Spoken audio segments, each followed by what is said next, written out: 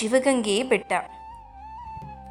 ಈ ಬೆಟ್ಟದ ವಿಶೇಷವೆಂದರೆ ಪೂರ್ವಕ್ಕೆ ವೃಷಭಾಕೃತಿಯಂತೆ ಕಾಣುತ್ತದೆ, ದಕ್ಷಿಣದಿಂದ ನೋಡಿದಾಗ ಲಿಂಗಾಕೃತಿಯಂತೆ ಕಾಣುತ್ತದೆ, ಪಶ್ಚಿಮದಿಂದ ಈ ಬೆಟ್ಟವನ್ನು ನೋಡಿದಾಗ ಗಣಪತಿಯಂತೆ, ಉತ್ತರ ದಿಕ್ಕಿನಿಂದ ಈ ಬೆಟ್ಟವನ್ನು ವೀಕ್ಷಿಸಿದಾಗ ಸರ್ಪಾಕೃತಿಯಂತೆ ಕಾಣುವ ಈ ಬೆಟ್ಟ ತನ್ನದೇ ಆದ ವೈಶಿಷ್ಟ್ಯಗಳಿಂದ ತುಂಬಿ ಹೋಗಿದೆ. ನಮಸ್ಕಾರ ಸ್ನೇಹಿತರೆ, ಎಲ್ಲರಿಗೂ ಮಾನು ಮನೋಜ್ ಕನ್ನಡ ಯೂಟ್ಯೂಬ್ ಚಾನಲ್ಗೆ ಸ್ವಾಗತ. ಇವತ್ತಿನ ವಿಡಿಯೋದಲ್ಲಿ ಸುಪ್ರಸಿದ್ಧ ದಕ್ಷಿಣದ ಕಾಶಿ ಎಂದೇ ಹೆಸರುವಾಸಿಯಾಗಿರುವ ಶಿವಗಂಗೆ ಬೆಟ್ಟದ ಬಗ್ಗೆ ತಿಳಿದುಕೊಳ್ಳೋಣ. ಬೆಟ್ಟದ ಮೇಲೆ ಗಂಗಾಧರೇಶ್ವರ ದೇವಾಲಯವಿದೆ. ಬೆಟ್ಟದ ಪ್ರಾರಂಭದಲ್ಲಿ ಶಿವನ ದೇವಾಲಯವಿದೆ.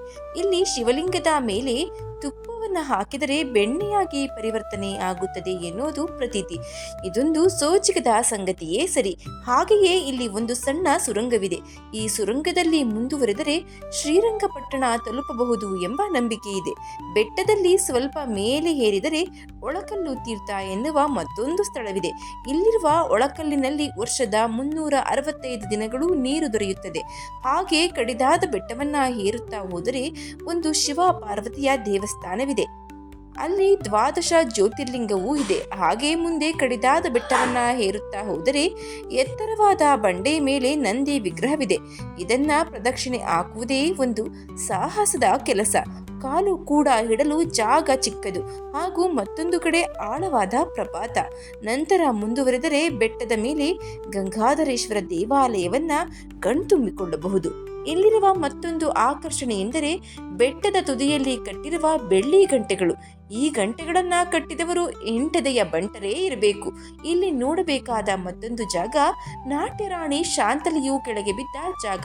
ಇದನ್ನ ಶಾಂತಲಾ ಡ್ರಾಪ್ ಎಂದೇ ಕರೆಯಲಾಗುತ್ತೆ. ಇಲ್ಲಿ ಶ್ರೀ ಹೊನ್ನಾದೇವಿ ದೇವಸ್ಥಾನವು ಅಷ್ಟೇ ಪ್ರಮುಖವಾದ ದೇವಸ್ಥಾನವಾಗಿದೆ. ಶ್ರೀ ಗಂಗಾಧರೇಶ್ವರ ಮತ್ತು ಶ್ರೀ ಹೊನ್ನಾದೇವಿ ದೇವಸ್ಥಾನಗಳು ಗವಿಗಳಲ್ಲಿರೋದನ್ನ ಕಾಣಬಹುದು. ಪ್ರತಿ ವರ್ಷ ಜನವರಿ ತಿಂಗಳಿನ ಸಂಕ್ರಾಂತಿ ಹಬ್ಬದ ದಿನ 2 ದೇವರುಗಳಿಗೆ ವಿವಾಹ ಮಹೋತ್ಸವವನ್ನ ಮಾಡಲಾಗುತ್ತದೆ. ಆ ದಿನ ಮುಂಜಾನೆ ಬೆಟ್ಟದ ಮೇಲಿನ ಕಲ್ಲಿನಿಂದ ಗಂಗಾ ಜಲ ಹೊರಹೊಮ್ಮುತ್ತದೆ. ಅದೇ ಜಲವನ್ನ ವಾದ್ಯಗೋಷ್ಠಿಗಳ ಸಹಿತದೊಂದಿಗೆ ತಂದು ಅದೇ ಪವಿತ್ರವಾದ ನೀರಿನಿಂದ ಶ್ರೀ ಹೊನ್ನಾದೇವಿಯನ್ನ ಶ್ರೀ ಗಂಗಾಧರೇಶ್ವರನಿಗೆ ದಾರೆ ಎರೆದು ಕೊಡಲಾಗುತ್ತದೆ. ಇಲ್ಲಿ ಶಂಕರಾಚಾರ್ಯರ ಶಾಖಾ ಮಠವಿದೆ. ಶಾರದಾಂಬೆಯ ದೇವಸ್ಥಾನವೂ ಇದೆ.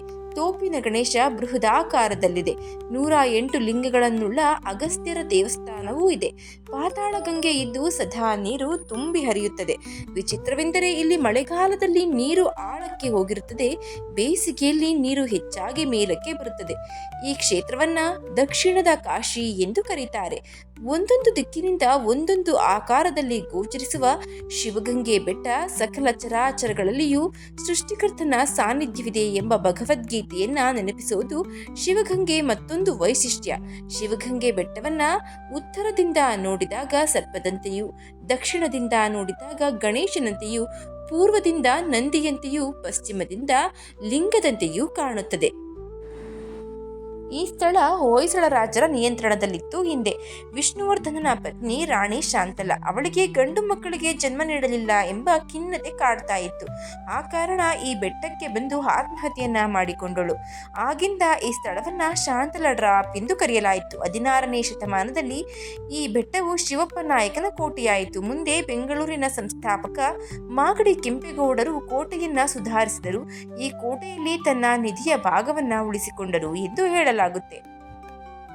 ಕುಮದ್ವತಿ ನದಿಯ ಮೂಲ. ಶಿವಗಂಗೆ ಬೆಟ್ಟದಲ್ಲಿ ಕುಮದ್ವತಿ ನದಿಯ ಮೂಲವಿದೆ.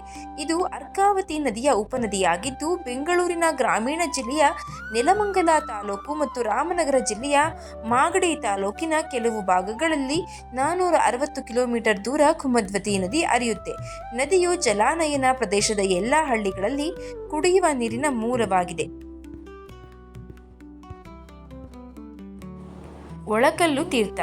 ಏಕಶಿಲಾ ಗುಹಾಂತರ ಮಲೆಯ ವೀರಭದ್ರ ದೇವಾಲಯದ ಹಿಂಬದಿಯ ನೈಋತ್ಯದಲ್ಲಿ ಒಳಕಲ್ಲು ತೀರ್ಥವಿದೆ. ಇಲ್ಲಿಯ ವಿಶೇಷವೆಂದರೆ ಒಳಕಲ್ಲು ರೂಪದಲ್ಲಿರುವ ರಂಧ್ರಕ್ಕೆ ಕೈ ಹಾಕಿದರೆ ಕೆಲವರಿಗೆ ಮಾತ್ರ ತೀರ್ಥ ಲಭ್ಯವಾಗುತ್ತದೆ.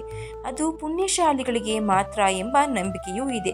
ಯಾರಾದರೂ ಪಾಪವನ್ನ ಮಾಡಿದರೆ, ಪಾಪಕರ್ಮದಲ್ಲಿ ಭಾಗಿಯಾಗಿದ್ದರೆ ಅಂಥವರಿಗೆ ನೀರು ಸಿಗುವುದಿಲ್ಲ ಎಂದು ಸಹ ಹೇಳಲಾಗುತ್ತೆ. ಇನ್ನು ಕೆಲವು ನಂಬಿಕೆಗಳ ಪ್ರಕಾರ ನಾವು ನಮಗೆ ಬೇಕಾದ ಕೆಲಸ ಆಗುತ್ತದೆಯೋ ಇಲ್ಲವೋ ಎಂಬುದನ್ನು ತಿಳಿದುಕೊಳ್ಳಲು ಮನಸ್ಸಿನಲ್ಲಿ ಆ ಕೆಲಸವನ್ನು ನೆನೆಸಿಕೊಂಡು ಆ ಒಳಕಲ್ಲು ತೀರ್ಥಕ್ಕೆ ಕೈ ಹಾಕಿದರೆ ನೀರು ಸಿಕ್ಕರೆ ಆ ಕೆಲಸ ಆಗುತ್ತದೆ ಎಂದು, ಸಿಗದಿದ್ದರೆ ಆಗುವುದಿಲ್ಲ ಎಂದು ಸಹ ಹೇಳಲಾಗುತ್ತದೆ.